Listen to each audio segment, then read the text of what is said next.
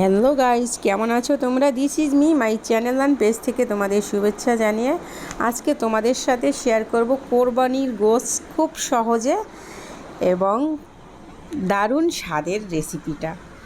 এই রেসিপিটা student and ব্যাচেলাররা খুব সহজেই করে নিতে পারবা যদি রেসিপিটা হুবহু ফলো করো। আর এটা খেতে খুবই টেস্টি। তো চলো কথা না বাড়িয়ে রেসিপিতে যাচ্ছি। এখানে একটু ভিডিও স্কিপ হয়ে গিয়েছে, সেটা আমি মুখে বলে দিচ্ছি। পেঁয়াজ কুচি দিয়ে দিচ্ছি আর মোটামুটি গরুর যত মশলা আছে গরুর মাংসের সেটা আমি বেটে নিয়েছি। আর বেটে নেওয়া মশলা দিয়ে একদম হাতে মেখে হলুদ গুঁড়ো, মরিচ গুঁড়ো, ধনিয়া গুঁড়ো, এলাচ, জিরা, তারপরে সাদা গোলমরিচ, কালো গোলমরিচ, বাদাম এগুলো বেটে দিয়ে সুন্দর করে হাতে মেখে এখন রান্না করব। আর এখানে অবশ্যই আমি 1.5 কাপের মতো তেল দিয়ে দিচ্ছি আর সুন্দর করে হাতে মেখে নিচ্ছি। আর হাতে মাখা মাংসের মজাটা কিন্তু অন্যরকম, তোমরা তো সেটা জানো যারা যারা খাও। আর যারা যারা না খাও তারা কিছুই জানো না, তারা একবার হলো এই রেসিপিটা ট্রাই করবা। দেখো মেখে মুখে নিয়ে এখন আমি বসিয়ে দিয়েছি রান্না হতে।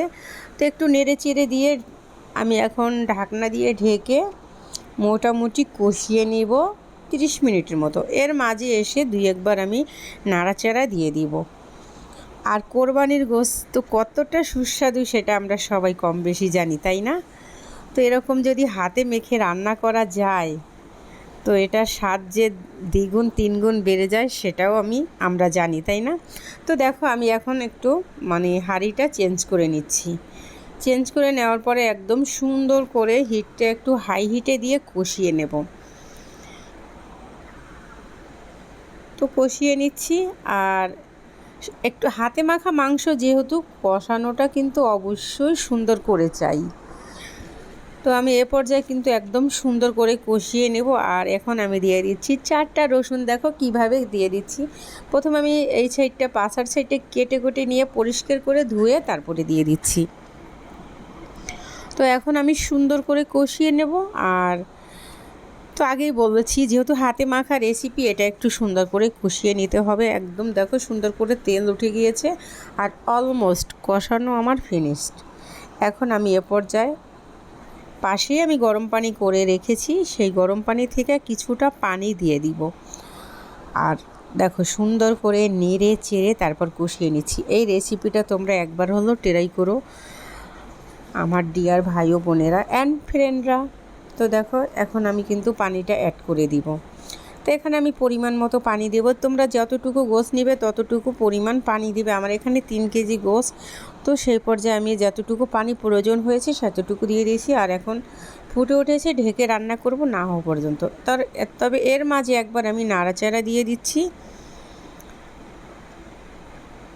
তো নাড়াচাড়া দিয়ে এখন দেখো রান্নাটা কিন্তু অলমোস্ট হয়ে গিয়েছে। এ পর্যায়ে একটু নাড়াচাড়া দিয়ে আমি দিয়ে দিব ভাজা জিরা গুঁড়ো। তো 2 মিনিট পরে ফিরে এখানে আমি অ্যাড করে দিব ভাজা জিরা গুঁড়ো। তো ভাজা জিরা গুঁড়োটা দিয়েও একটু নেড়ে চেড়ে তারপরে একদম চুলার আঁচটা কমিয়ে রেখে দেব 3 থেকে 4 মিনিটের জন্য। তো দেখো 3-4 মিনিট পরে ফিরে আসছি। এই যে আমার রান্নাটা একদম ফিনিশড। তো রেসিপিটা যদি পছন্দ হয় অবশ্যই ফ্যামিলি অ্যান্ড ফ্রেন্ডের সাথে শেয়ার দিয়ে দিও, তাদেরও দেখার সুযোগ করে দিও। আর অবশ্যই একবার হলো এরকম একটা সহজ রেসিপি তোমরা ট্রাই করো। তবে হ্যাঁ, রেসিপিটা হুবহু ফলো করো স্টেপ বাই স্টেপ। তো দেখবে যে তোমরাও হাত চেটেপুটে খেয়ে নিয়েছো। দেখো এখন আমি একটা বাটিতে কিছুটা তরকারি উঠিয়ে নিচ্ছি। আর অবশ্যই লাইক কমেন্ট শেয়ার দিয়ে দিও। আর লাইক কমেন্ট করে জানাইও কেমন হয়েছে। তো ফ্রেন্ড আজকে এ পর্যন্ত। পরবর্তী ভিডিওতে আবার দেখা হবে, কোনো না কোনো রেসিপি নিয়ে হাজির হয়ে যাব তোমাদের সাথে আড্ডা অ্যান্ড ফান করার জন্য। আজকে এ পর্যন্ত, খোদা হাফেজ অ্যান্ড বাই। তোমরা ভালো থেকো।